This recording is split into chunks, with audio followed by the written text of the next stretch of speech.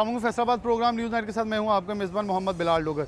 Textile association जो है एहतजाज कर रही हैं। प्रेस कॉन्फ्रेंस हंगामी रखी जा रही हैं। बूमा की जानिब से आज एक हंगामी प्रेस कॉन्फ्रेंस एहतजाजी रैली का इनेकाद किया गया ताकि हुकूमत को एक बार दोबारा से बावर करवाया जाए कि हमारे मसाइल बहुत हो चुके हैं, हमारी बात सुनी जाए, वगरना सड़कों पर दमादम मस्क अंदर होगा। क्या एक्सपोर्टर्स इसके लिए तैयार हैं? उनसे बात करते हैं, उनके मौक़िफ़ जानते हैं, मसाइल कितने बढ़ चुके हैं और वो क्या कहते हैं। प्रोग्राम में सबसे पहले आगाज़ करें तो बूमा की जानिब से आज बाकी एसोसिएशन भी गाहे बगाए एहतजाज प्रेस कॉन्फ्रेंस का अहतमाम कर रही है। तो अब बूमा ने इसका एक बेड़ा उठाया। इससे पहले एक हमें याद है साल पहले एक बहुत धुआंधार प्रेस कॉन्फ्रेंस हुई थी। बूमा ने दोबारा से मेरे ख्याल में सेंट्रल चेयरमैन भी हमारे साथ इस पर मौजूद हैं। आसिम शाह साहब, इनकी तरफ बढ़ता हूँ। शाह साहब, बहुत शुक्रिया आपका वक्त देने के लिए, फैसलाबाद आए, वेलकम आपको। और दूसरा बड़ा इस वक्त दजा हराज जैसे जैसे सियासत गर्म हो रहा है, टेक्सटाइल एक्सपोर्टर्स भी गर्म करते जा रहे हैं माहौल को। बिलाशुबा हर कोई सड़क पर एहतजाज करता नज़र आ रहा है, लेकिन आप लोग अभी भी बड़ा मुनज़्ज़म और एक अच्छा वे अडॉप्ट कर रहे हैं कि आवाज़ उठाई जाए ताकि ऐवान बाला तक ये आवाज़ पहुँच सके। हालात किस हद तक ख़राब हो चुके हैं, अगर बड़ी संजीदगी से गौर करें, और सीरियस लेने का कितना इस वक्त है और कौन सीरियस लेने के लिए तैयार नहीं? बिस्मिल्लाहिर्रहमानिर्रहीम।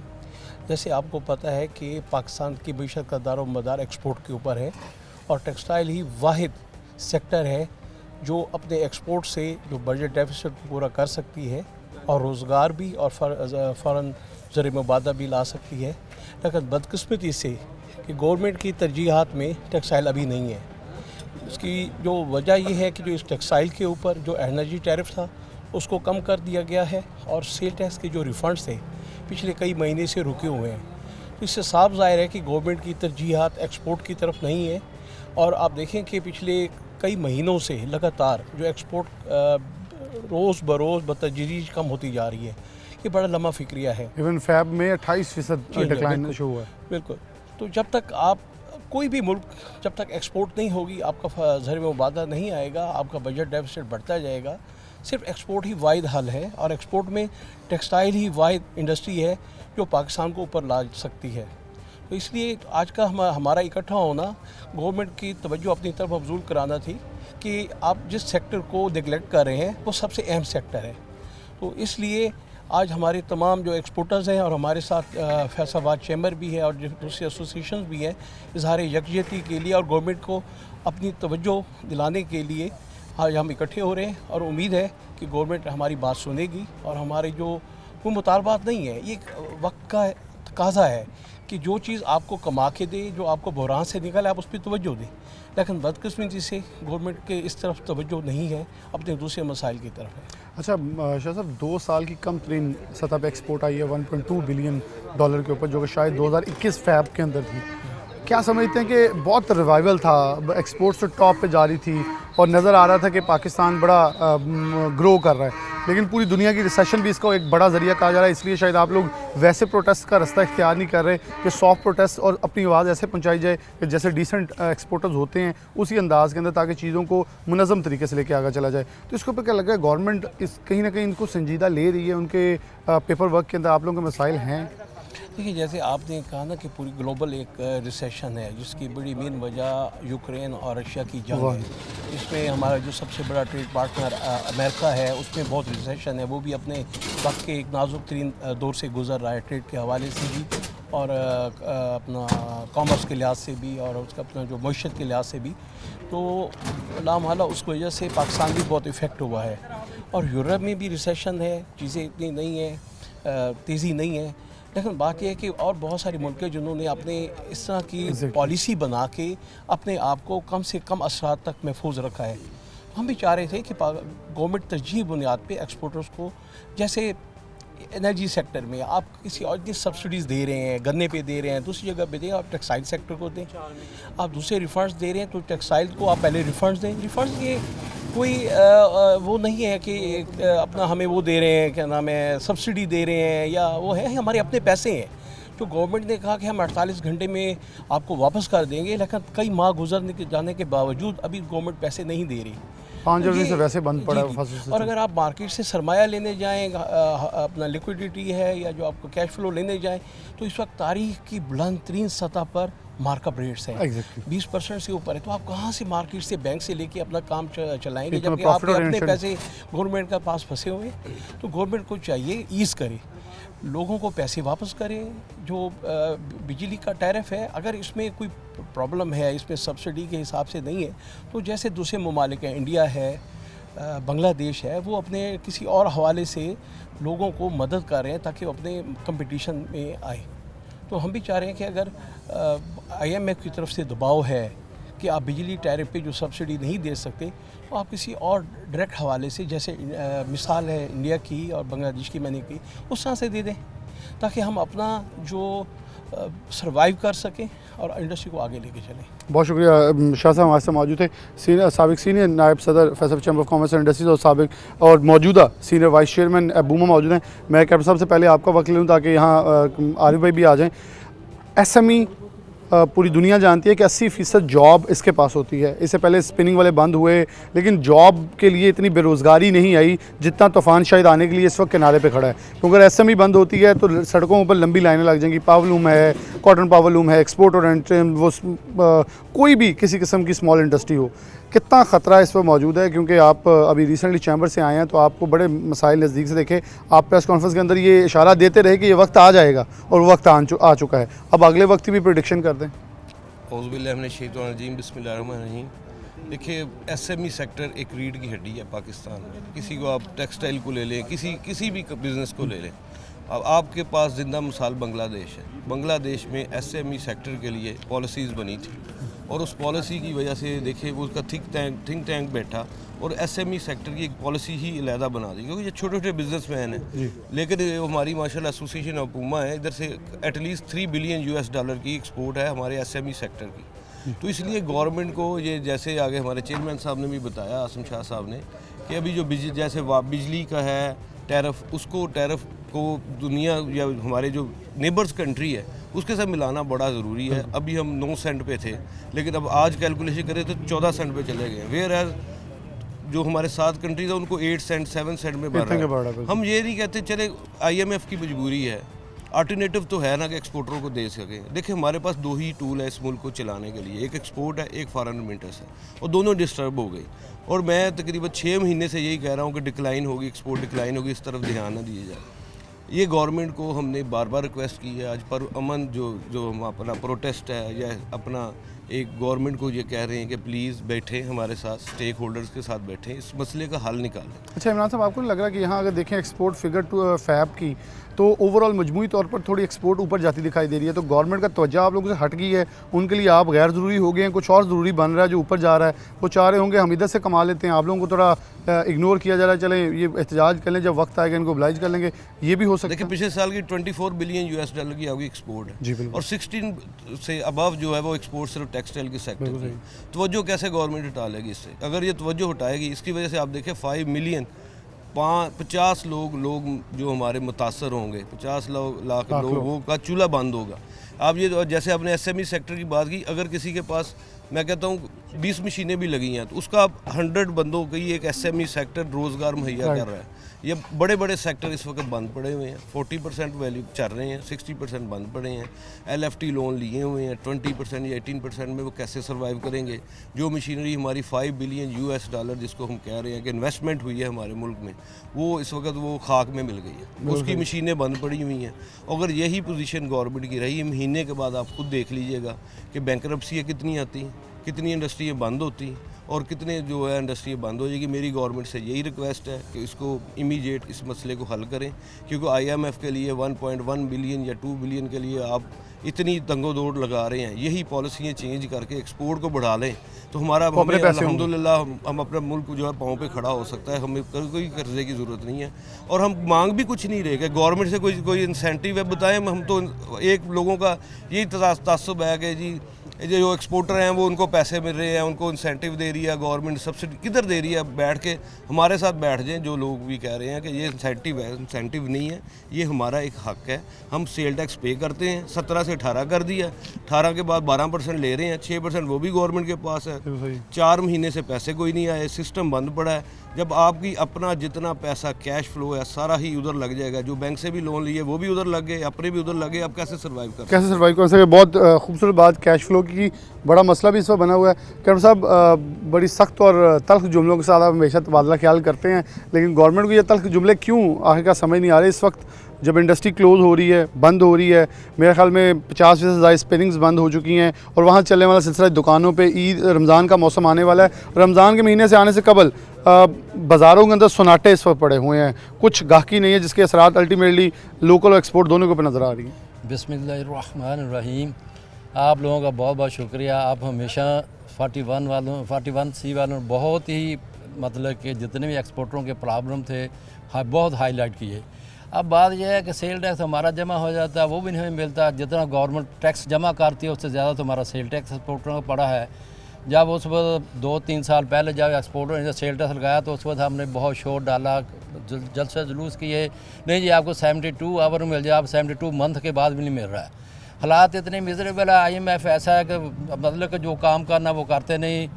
मसला है उसको काम एक्सपोर्ट बढ़ाओगे तो काम हो गई, उसके बाद आप रेमिटेंस भी आपकी कम होती जा रही है दिन ब दिन। ये 4 चीज़ें गवर्नमेंट करती क्यों नहीं? महंगाई इस कदर कर दी है कि बिलीव करें कि बेचारे गरीबों के लिए आटा भी नहीं है कि वो रोटी खा लें, कम से कम इतना तो काम कर लें। और चलो कुछ नहीं मिल सकता, रोटी दाल तो उनको मिल जाए, वो भी नहीं। दालें इतनी महंगी है, हर चीज़ हर रोज़ रेट बढ़ जाते हैं।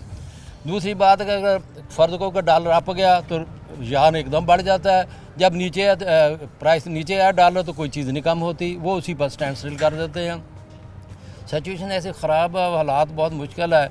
और जितने भी एक्सपोर्टर है वो तो नेशनलिटियाँ दूसरे मुल्कों की ले रहा है। मैं भी कोशिश कर रहा हूँ। ये ख़तरनाक, ये आपने मुझे नुक्ता दिया, इस पर मैं पहले भी एक दिन बात चुका हूँ। ये बड़ी ख़तरनाक, मुझे गुज़श्ता 2-3 रोज़ पहले पता चला कि लोग बहुत तेज़ी से अपॉर्चुनिटीज़ ढूंढ रहे हैं कि जैसे हम बांग्लादेश में 2005 में शिफ्ट हुए थे, दोबारा से वो शिफ्टिंग आ रही है, तो फिर तो रहता भी काम ख़राब हो जाएगा। नहीं, बांग्लादेश में तो लोग इंडस्ट्री लगा रहे थे। अब जो जितने एक्सपोर्ट हो कनाडा, अमेरिका और यूरोपीय यूनियन की नेशनलिटी ले रहे हैं, बने बनाए लोग उन्हें मिल जाएंगे। जितना भी तुम्हारा जितना भी मतलब कि पाकिस्तानी फॉरेन करेंसी है वो सारी वहाँ की शिफ्ट हो जाएगी, पाकिस्तान में तो नहीं आएगी ना। पाकिस्तान तो हालात बहुत मिजरेबल होंगे और हमने खुद हालात पैदा किए हुए।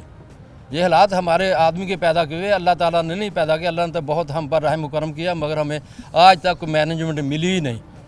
मैं इंग्लैंड में हॉलैंड में बैठा तो गोरे ने बात किया कि Pakistan poor country, no, Pakistan is the richest country in the world, you are producing cotton, sugar, everything. उसने कैलकुलेट करके बता दिया हर चीज़ तो आप पैदा कर रहे हैं, आप क्या आपको मैनेजमेंट नहीं मिल रही। बहुत शुक्रिया। जो आता है वो सारा बस वो अपना बिल्कुल बहुत शुक्रिया आपका। मैं खालिद साहब की बढ़ूँगा। खालिद साहब, तीनों दोस्तों ने एक बात की इमरान साहब ने करप्सी की।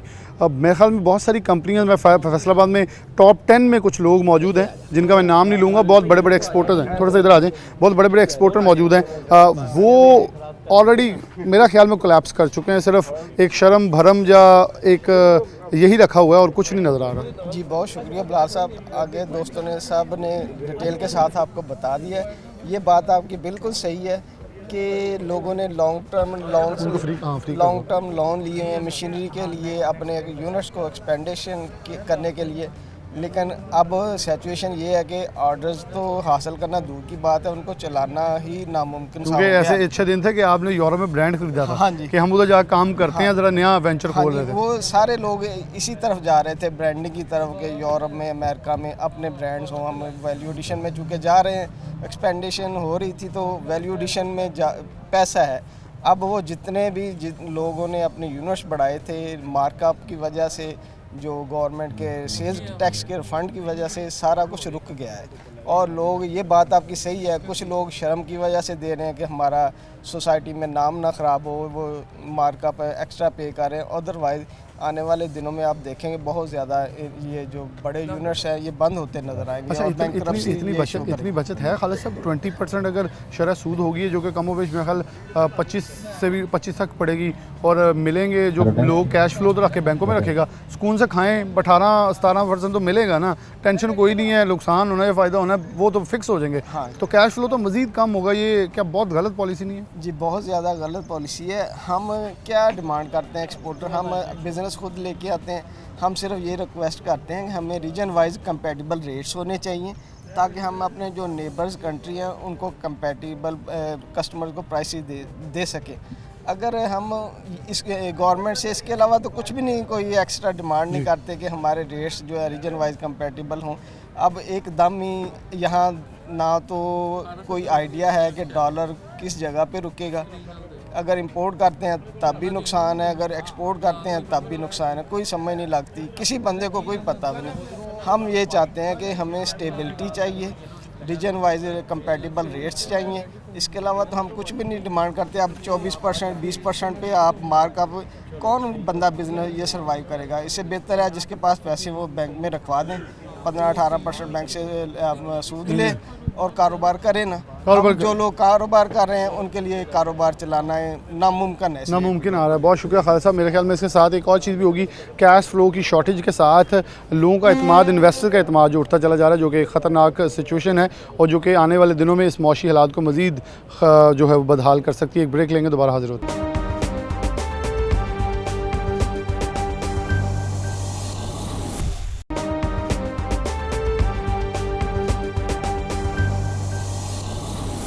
प्रोग्राम में आगे चलते हैं। हमारे साथ एक्सपोर्टर या एक्सपोर्ट एसोसिएशन के साथ जो प्रोटेस्ट करने वाले लोग मौजूद हैं, उनसे बात करते हैं। अस्सलाम वालेकुम नागर साहब, कैसे आप एहतजाज के लिए सड़कों के ऊपर आए हैं? आप बिला आखिर रास्ता इख्तियार किया है, किस हद तक जाने के लिए तैयार हैं? कैसे कैसे एहतजाज का रास्ता इख्तियार किया जाएगा? ये अभी जी स्टार्ट है, तो इंशाल्लाह जैसे जितने मुकर्रीन हैं उन्होंने सबको बता दिया है, हुकूमत वक्त को भी बता दिया है कि अब होश के नाखून ले लें। मैं एक बार से इख्तलाफ करूँगा अपने दोस्तों के साथ कि बजाय हम उनसे रिक्वेस्ट करें, वो हमसे रिक्वेस्ट करें कि आए हमारे साथ मुज़ाकरात करें, तो इंशाल्लाह वो माहौल बनने वाला है। तो इंशाल्लाह ये साबित करके रहेंगे। ये अभी इनको पता नहीं है कि हम किस हद तक जा सकते हैं। अभी मज़दूर बेरोज़गार हो रहा है, सनतकार रोड्स पे आ रहा है, तो इंशाल्लाह ये कब तक चलेगा? तो हम इंशाल्लाह, मैं तो ज़ाती तौर पर बता देना चाहता हूँ कि वो कोशिश करें, वो रास्ता अपनाएं कि अगर मिनिस्टर साहब या मिनिस्ट्री को हमें वक़्त नहीं दे रही, हमें इज़्ज़त नहीं दे रही, तो हम वो इख्तियार करें कि वो खुद चल के हमें हमारे पास आएँ, वो रिक्वेस्ट करें कि आएँ जी हमारे साथ बैठें और मुज़ाकरात करें। मेरी तो ये सोच है। तो इंशाल्लाह कुछ दोस्त कहते हैं कि इनकलाबी ऐसी बातें अभी ना करें, तो मैं तो कहता हूँ कि ये लातों के भूत बातों से नहीं मानेंगे, तो इंशाल्लाह इनको मनाना पड़ेगा, तो हम किसी हद तक भी जा सकते हैं इसके लिए। अच्छा, वहीद खालिद रामे साहब, इजाज़ नागरा साहब, आप ये पावर लूम वाले ज़्यादा लग रहे हैं जोश में, एक्सपोर्टर थोड़ा सा लग रहा है टांग खींचता हुआ। प्रेस कॉन्फ्रेंस की है, तारीख देने से कतराया जा रहा है अभी भी, क्या लगता है कि अब बुजारहाना अंदाज़ अपनाना ज़रूरी है? देखिए जी, हमारी तारीख गवाह है कि जब भी फैसलाबाद में कोई प्रोटेस्ट हुआ है तो चूँकि वो जो कमज़ोर बच्चा होता है ना, उसको सबसे पहले वो सर्दी या गर्मी लगती है। तो हमारी इंडस्ट्री तो बंद है, आपने देखा 12 दफ़ा, खैर तीसरी फैक्ट्री बंद है।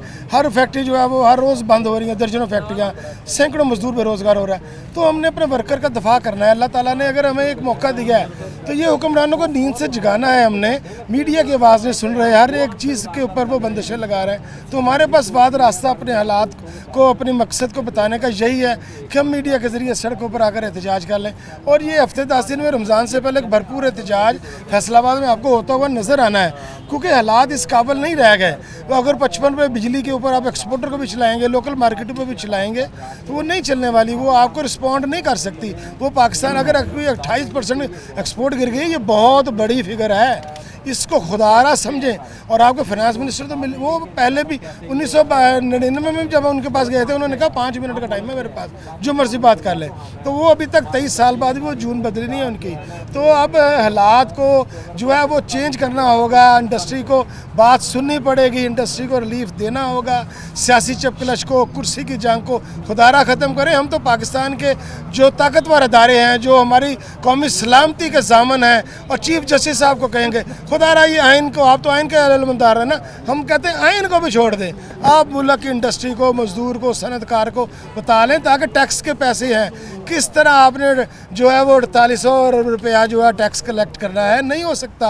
आप अपने टैक्स के नेटवर्क को बढ़ाना है, आपने बहुत सारे काम करने, तो मुल्क के अंदर आप इस्तेकाम लाएंगे तब हमारी इंडस्ट्री चलेगी। तब इंडस्ट्री चलेगी। खान साहब ज़रा आ जाए, रामे साहब ने आगे जाना है, तो आप हमारे साथ बिलाल साहब भी मौजूद हैं। खान साहब एक लफ्ज़ बोला जाता है प्रेस कॉन्फ्रेंस में डार साहब की तरफ से कि रिफंड्स देकर बेड़ा गर्क कर गए साहब का गवर्नमेंट, वो तो ये बयानात देते, तो फिर वहाँ आपको लगता है कि बात ये एहतजाज, ये दायरा कार उनके लिए फ़ायदेमंद होगा कि उनको बावर है कि ये इंडस्ट्री वैल्यूएबल है, जबकि मजमूई बरामदात ऊपर जा रही है, तो शायद उनका ध्यान आप लोगों से हट गया है, उनके लिए इस वक्त सोने की चिड़िया कोई और बन गए हैं? ये मैं समझता हूँ उनका एजेंडा ही शायद मुल्क को अनस्टेबल करना है। देखें, मुल्क की सलामती उसकी इकानमी से मशरूत है। इनकी जो पॉलिसीज़ बनी, जैसे उन्होंने पोर्ट्रेट किया कि हम ये कर देंगे, महंगाई ख़त्म कर देंगे, डॉलर जो है 200 रुपये पर ले आएंगे, उनसे नहीं हो पाया। आप अगर वो चिमटे हुए हैं, अपनी अनाक का शिकार हैं, तो मैं समझता हूँ वो मुल्क के साथ जुल्म कर रहे हैं, ज़्यादती कर रहे हैं। He should immediately give up, वो सरेंडर करें, किसी और को आगे लेके आएँ जो इस चैलेंज को एक्सेप्ट करे। हम मुल्क की सलामती के लिए ये तगोदो कर रहे हैं, सिर्फ टेक्सटाइल इंडस्ट्री के लिए नहीं। इकानमी रहेगी, मुल्क सलामत रहेगा। जहाँ तक रिफंड का तल्लुक है, ये कोई एहसान नहीं कर रहे एक्सपोर्ट इंडस्ट्री पर। पूरी दुनिया में एक्सपोर्ट पर कोई भी टैक्स नहीं लिया जाता, हम इसके बावजूद टैक्स देते हैं, एट सोर्स देते हैं। सबसे बड़ा डॉक्यूमेंटेड सेक्टर ये है, 1.5% एट सोर्स हम टैक्स कटवाते हैं, और जो टैक्स दे रहे हैं प्रोफेशनल टैक्स, EDF, ये तकरीबन मैंने गिने थे 24 किस्म के टैक्स हम देते हैं। इसके बावजूद अगर हमें ये हम पर एलिगेशन, ब्लेम गेम करेंगे और एलिगेशन लगाएंगे, तो मैं समझता हूँ कि ये जानबूझ के वो विक्टिमाइज़ कर रहे हैं, टारगेट कर रहे हैं। इनका एजेंडा मईशत को संभाला देना नहीं है, ये जानबूझ के उसको डिस्टेबल कर रहे हैं। हमें इन पर एतमाद नहीं है। मैं बिल्कुल ये PHMA की तरफ से वाज़े तौर पर कहना चाहता हूँ कि ये बेएतमाद लोग हैं, इन्हें गिव अप करना चाहिए। कोई भी और आए जो इस चैलेंज को एक्सेप्ट करता है, वो ही शुड टेक ओवर।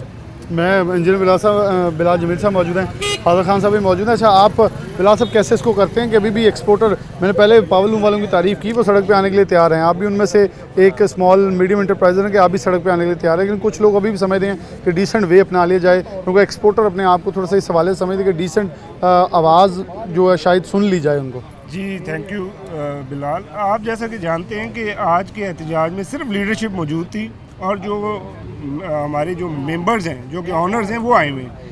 अभी तक तो आपने यूँ देख रहे हैं कि हमने एक जो है ना पर्दा हायल किया हुआ है लेबर और ये गवर्नमेंट के दरमियान। अल्लाह के ये दुआ है कि मसाइल जल्द अज जल्द हल हो जाए। अगर लेबर खुदा न खास्ता सड़कों पे आ गई, जिस तरह प्रेसिडेंट चेंबर ने भी बताया कि क्राइम रेट फैसलाबाद का बहुत तेज़ी से बढ़ रहा है, तो आप मुझे बताएं कि वो लेबर हमारे कंट्रोल में रहेगी फिर?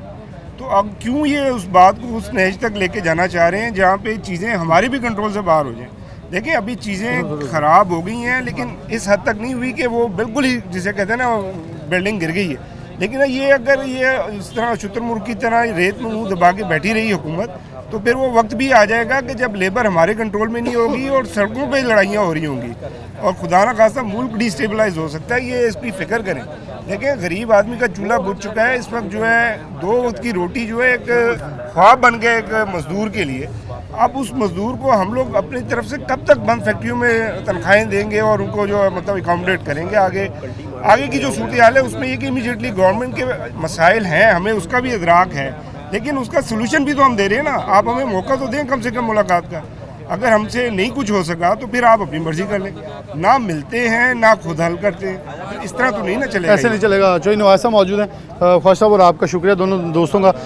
चोई साहब, आप साबिक सदर भी रह चुके हैं और बड़ा कैटेगोरिकली बड़ी हार्ड वे में भी नुमाइंदगी करते रहे हैं, सॉफ्ट वे में भी कहते रहे हैं। किस हद तक चीज़ें ख़राब हो चुकी हैं, कितना बैठने की ज़रूरत है और बैठने के बाद क्या चीज़ें रिजॉल्व होने के कुछ चांसेस मौजूद हैं? जी देखें, मसला जो भी होता है बैठने से हल होता है। तो मैंने अभी अपनी स्पीच में भी वहाँ यही रिक्वेस्ट की है कि फौरी तौर पर स्टेक होल्डर को बुलाया जाए और हमारे मसाइल सुने जाए और उनका हल किया जाए। अगर नहीं हल करेंगे तो फिर तो हमने 8-10 दिन की डेडलाइन दी है, उसके बाद हम रोडों भी आएंगे, एहतजाज भी करेंगे, सारा कुछ फिर हम अपना जो हमसे हो सका फिर वो करेंगे।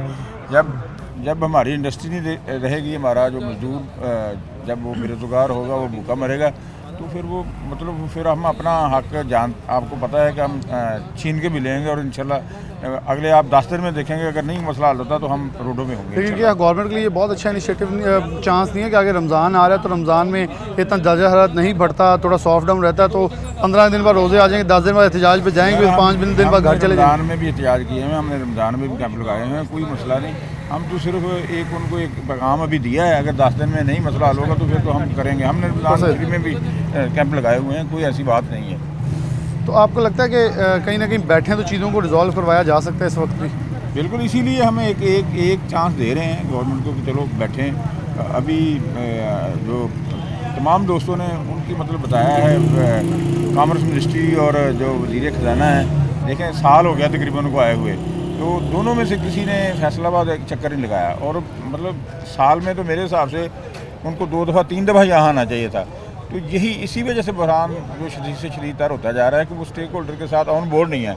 जब तक वजारत ख़जाना और मतलब ये कॉमर्स मिनिस्ट्री हमारे साथ ऑन बोर्ड नहीं होगी तो ये क्राइसिस ख़त्म होने वाला नहीं, ये ज़्यादा से ज़्यादा बढ़ेगा ही, ज़्यादा से ज़्यादा बढ़ेगा। ये चीज़ें कम होने की नहीं। बहुत शुक्रिया। चोई नवाज साहब मौजूद थे और चीज़ें जो हैं वो दिन ब दिन जो है वो ज़रा हीट जो है, जैसे गर्मी की शिद्दत बढ़ी है वैसे चीज़ें थोड़ा ज़्यादा आगे बढ़ती हुई दिखाई दे रही हैं। यहाँ एक ब्रेक लेंगे, दोबारा हाजिर होते हैं।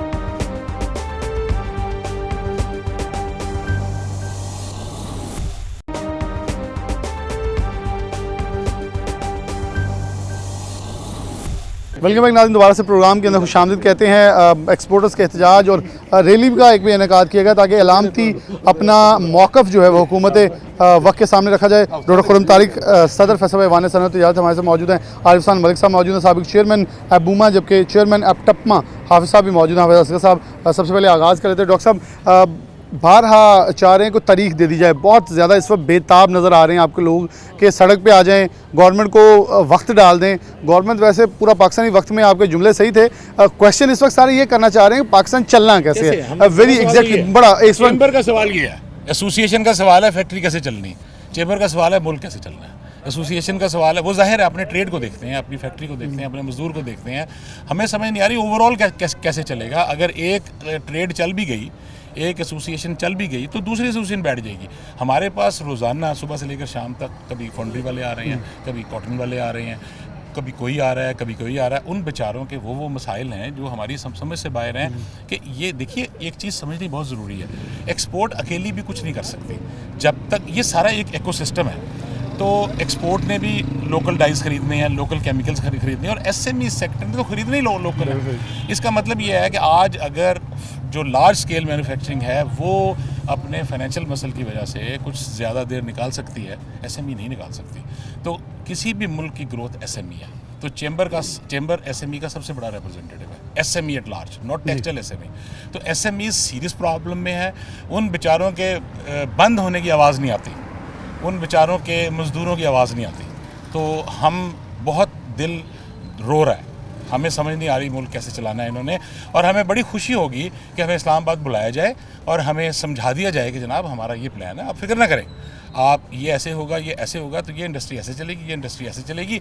हम खुशी खुशी वापस आ जाएंगे, अपने मज़दूरों को तसल्ली देंगे कि बच्चों रोज़े भी रखो और काम भी करो, और इंशाल्लाह ये ईद खुशियों वाली है। अच्छा डॉक्टर साहब, तरजीह बदल गई है क्या? क्योंकि 2 साल की कम तरीन सतह पे टेक्सटाइल एक्सपोर्ट $1.2 बिलियन पे आ गई, जो कि 2021 फरवरी के अंदर थी। 2 साल के बाद ये दिन देखना पड़ा है। उसके बाद एक प्रेस कॉन्फ्रेंस में डॉक्टर साहब कहते हैं कि रिफंड्स देकर साबिक गवर्नमेंट बेड़ा गर्क कर गई, ये लफ्ज़ इस्तेमाल किया जाता है। तो क्या लगता है कि तरजीह ये कि मजबूरी बरामदत बढ़ी है, वो आपसे हट कर किसी और तरफ देख रहे हैं अब? असल में माज़रत के साथ रिफंड्स जो हैं वो हमारे अपने पास हैं, तो हुकूमत कोई हम पे एहसान नहीं कर रही। तो दूसरी बात समझने की ये है, हम तो कहते हैं सेल्स टैक्स ख़त्म कर दें, अगर सेल्स टैक्स ख़त्म हो जाए तो रिफ़ंड आज SRO 1125 को रीइंस्टेट कर दें। हम तो खुद फंसे हुए हैं, तो हम तो खुद चाहते हैं कि रिफ़ंड ज़ीरो हो, तो रिफ़ंड ज़ीरो उसी वक्त होगा अगर सेल्स टैक्स ज़ीरो हो। तो हमारी ये दरख्वास्त है, और अगर आपके पास कोई माइंडिंग है कि IMF की कि आपने हर चीज़ को सेल्स टैक्स नेट पे रखना है तो 1% कर दें, सही। तो आपका निज़ाम भी सीधा रहेगा और हमारे ऊपर जो आपके एतराज़ात हैं वो भी ख़त्म हो जाएंगे। जब एक निज़ाम आएगा तो उसमें कुछ ना कुछ काली भेड़ें हो सकती हैं, मगर क्या कानून काली भेड़ों के लिहाज से बनेगा? तो इसका मतलब है कि जो ईमानदार है वो तो सफ़र करेगा। यही तो मैंने बात वहाँ कह रहा था कि FBR में चोर की आवाज़ें शुरू हो गई। इनका ख़त्म होना बहुत ज़रूरी है।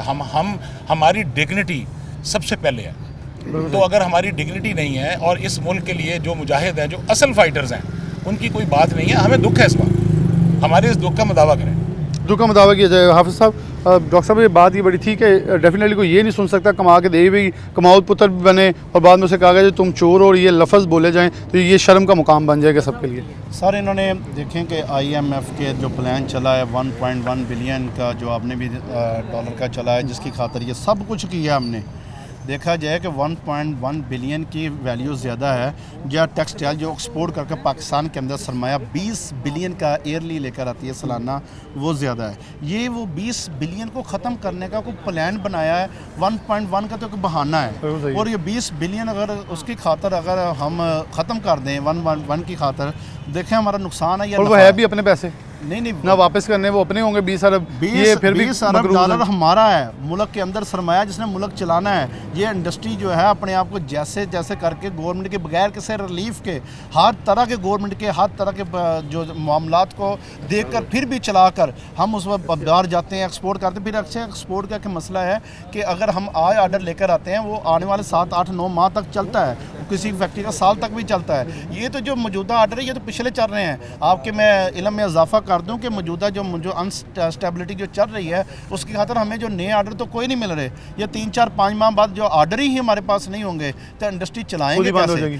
खुद बंद नहीं, बंद पड़ी हुई है हमारी। काफ़ी इंडस्ट्री तो कबाड़ के भाव में बिक चुकी है, जिन्होंने नए ऑर्डर लेने थे नहीं मिले, वो कबाड़ में बिक रही है। आपने खुद उसमें प्रोग्राम किया, आपको हमने जाकर भी दिखाया कि ये देखें ये इंडस्ट्री है जो कबाड़िया हज़ारों में बिक रही है। वो कहता है कि मेरे अंदर करोड़ों की फैक्ट्री जो हमारी प्रोसेसिंग इंडस्ट्री है वो लाखों में तोल कर बिक रही, तकड़ी के तौर पर बिक रही है। सब्जी महंगी है और इंडस्ट्री सस्ती बिक रही है इस वक्त जो मौजूदा हालात है। आप सब थोड़ा यहाँ आ जाएँ ताकि आपसे इख्तिताम चाहूँगा प्रोग्राम का कि आपने ये प्रोग्राम का इनेकाद किया।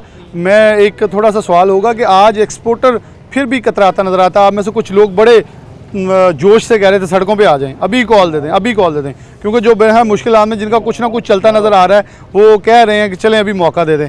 तो 10 दिन का अल्टीमेटम, 10 दिन बाद एहतजाज पे आएंगे, 5 दिन बाद रोज़े आ जाएंगे, फिर घरों को जल जाएंगे, या रोज़े भी रखने का वहाँ प्लान है? कोई आवाम को बताएं, जो हुकूमत को पैगाम देना, तो बताएं कि आपका रोड मैप क्या है। जी बिस्मिल्लाहिर्रहमानिर्रहीम। देखिए सबसे बड़ी बात तो आज हमारे लिए बड़ा ये मैटर ऑफ प्राइड था कि फैसलाबाद की सारी ही जो एक्सपोर्ट रिलेटेड एसोसिएशंस थी टेक्सटाइल्स की, वो आज हमारे इस प्रोग्राम में मौजूद थी।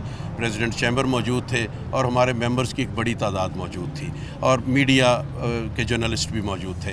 तो ये हमें होस्ट करके एक बड़ा प्राइड फील हो रहा है। जहाँ तक बात ये है कि हमारी चीज़ें इस अंदाज से ऑर्गेनाइज नहीं है, वो बिल्कुल आपकी बात ठीक है कि हम कोई पॉलिटिकल पार्टी तो है नहीं है।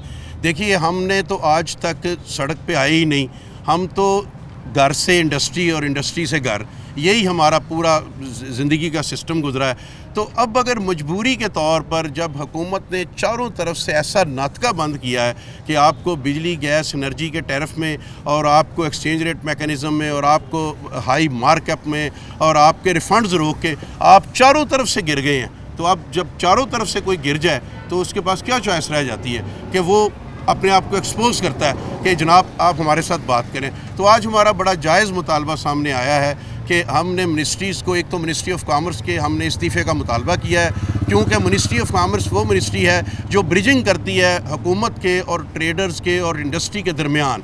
लेकिन मिनिस्ट्री ऑफ कॉमर्स पिछले 1 साल से गायब है। मैं सेक्रेटरीज़ की बात नहीं कर रहा, लेकिन मिनिस्टर कॉमर्स जो फेस होता है किसी भी मिनिस्ट्री का, वो मिनिस्टर होता है। मिनिस्टर कॉमर्स हमने कभी देखे ही नहीं है, कभी हमारे मसाइल पे उन्होंने एड्रेस किया ही नहीं है।